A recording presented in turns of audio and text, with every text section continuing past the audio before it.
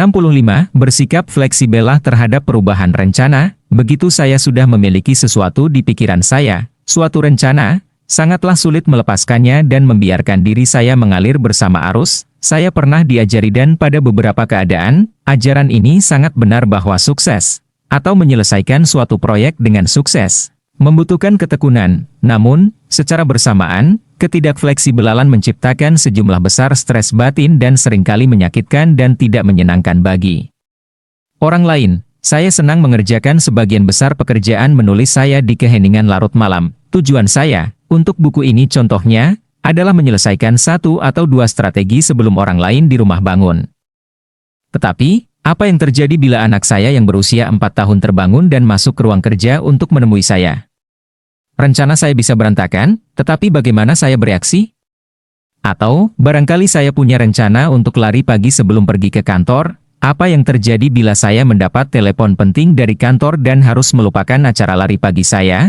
Ada banyak contoh potensial yang tak terhitung bagi kita semua saat-saat ketika rencana kita mendadak harus diubah. Apa yang kita pikir akan terjadi ternyata tak jadi. Ada orang yang tidak menepati janji, ternyata uang kita lebih sedikit daripada yang kita kira. Seseorang mengubah rencana kerja kita tanpa persetujuan kita.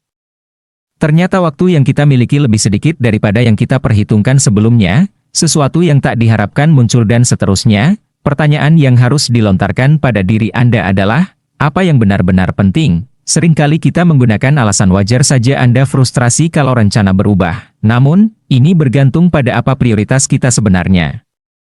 Mana yang lebih penting? Tetap terikat pada jadwal penulisan yang kaku atau meluangkan waktu bagi anak saya yang berumur 4 tahun itu? Apakah kehilangan waktu 30 menit untuk jalan pagi pantas membuat kita kesal? Pertanyaan yang lebih umum adalah, mana yang lebih penting, mendapatkan apa yang saya inginkan dan mempertahankan rencana, atau belajar mengalir bersama arus?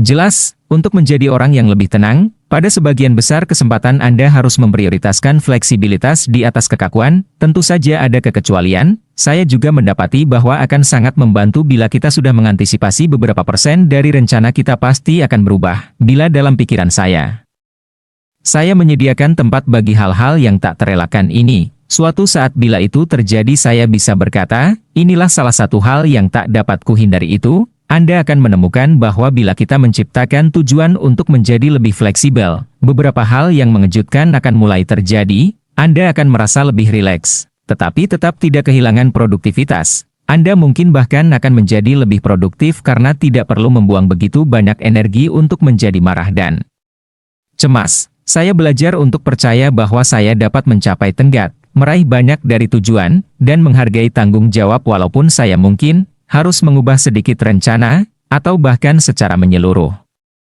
Akhirnya, orang-orang di sekitar Anda akan menjadi lebih rileks juga. Mereka tidak akan merasa seperti harus berjalan di cangkang telur bila, dengan beberapa alasan, rencana Anda harus berubah.